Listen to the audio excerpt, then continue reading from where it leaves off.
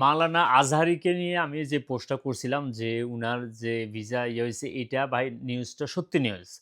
আর উনার যে প্রোগ্রামটা হওয়ার কথা ছিল অস্ট্রেলিয়াতে ওটা শুধু ৩১শে মার্চে যেটা আছে ওইটা হইছিল। ওই সন্ধ্যার সময় ওই প্রোগ্রামটা হইছে। এই ছাড়া বাকি ৩ তারিখ, ৪ তারিখ এই প্রোগ্রামগুলো সবগুলা ক্যানসেল হয়ে গেছে অলরেডি। কারণ উনার ভিসা ক্যানসেল করছে ১ তারিখে। এটা 100% আমি আপনাদেরকে এটা প্রুফ দেখাই দিচ্ছি। উনার অস্ট্রেলিয়া প্রোগ্রামের এটা ছিল পোস্টার। বুঝছেন? এই পোস্টারটা দেখেন 'Legacy of Faith' এটা আপনার মার্চের আপনার দেখেন মার্চের ৩১ তারিখে ব্রিসবেনে যেটা হইছে, এটা হইছে। এটা সন্ধ্যার সময় এই প্রোগ্রামটা হইছে। বাট মেলবোর্নে ৩ তারিখে যেটা হওয়ার কথা, সিডনিতে ৪ তারিখে যেটা হওয়ার কথা, তারপরে ক্যানবেরাতে যেটা ৬ তারিখে হওয়ার কথা, এগুলা ক্যানসেল হয়ে গেছে। এটা তাদের ইমিগ্রেশন থেকে ক্যানসেল করতে বাধ্য করছে। কারণ উনার ভিসা শেষ। উনার ১ তারিখে উনার ভিসা ক্যানসেল করে দিছে। এবং উনাকে যখন ক্যানসেল করলে সাথে এরা বের করে দেয় না। ওরা একটা টাইম দেয় যে এত এই দিনের ভিতরে আপনি তাড়াতাড়ি হন। উনার বিরুদ্ধে যে অ্যালিগেশন গুলো আনছে এগুলো আমি পৃথিবীটা এখন হচ্ছে ভাই হাতের মুঠোয়। আর্টিফিশিয়াল ইন্টেলিজেন্স এটা এমনভাবে ফিট করে দিচ্ছে সারা ওয়ার্ল্ড এর জিনিস আপনার ঠাস করে নিয়ে আসতেছে। আপনি এটা হচ্ছে Grok। Grok কে হচ্ছে আপনার এলন মাস্কের মানে এক্স অ্যাকাউন্টের সাথে সে এটা কানেক্টেড করে রাখছে। আর এটা আপনি নিজেও আপনি ইউজ করতে পারবেন বাট কিছু মাল পানি দিলে আপনি ফুল মানে অ্যাক্সেস পাবেন এটা Grok ইউজ করতে।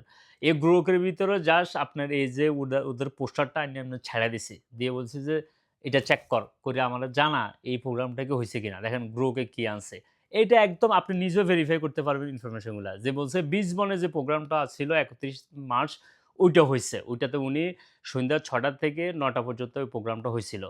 বাট সাবসিকুয়েন্ট ইভেন্ট দেখেন ৩ এপ্রিল, ৪ এপ্রিল, তারপর ক্যানাবের 6 April this didn't happen as planned. Australia authorities Department of Affairs cancel his visa. এখন মাওলানা আজহারি হচ্ছে বাংলাদেশের বড় স্কলার, বড় আলেম। কিন্তু উনার বিরুদ্ধে তো মানুষ লেগে গেছে। উনাকে টানি নামার জন্য মানুষ লেগে গেছে।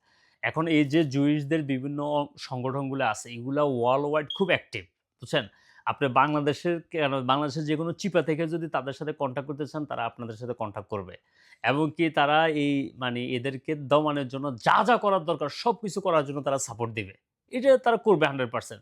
বাংলাদেশের থেকে কিছু মানুষ উনার বিরুদ্ধে এগুলা বিভিন্ন ইনফরমেশন গুলা ওয়াজে বিভিন্ন করছিল যে ওগুলান থেকে এখান থেকে নিয়া এগুলা ডকুমেন্টারি করিয়া পাঠাইছে। পাঠানোর পরে এটা যখন অস্ট্রেলিয়া অথরিটিস এর কাছে দিছে, তারা দেখছে যে হ্যাঁ, উনি এগুলা বলছে। এখন ওয়াজ করতে গেলে কোরআন শরীফের বিভিন্ন কথা বলতে গেলে তো এগুলা বের হয়ে আসে, এগুলো বলছে। ইভেন আমাদের ইংল্যান্ডের ভিতরে অনেক এই দেশে বোর্ন বেটা অনেক ইমাম সাহেব জুমার নামাজ পড়াইতে যাইয়া এরকম কথা বলতে যাইয়া তাদেরকে সাথে মসজিদের থেকে আপনার আউট করে দিছে।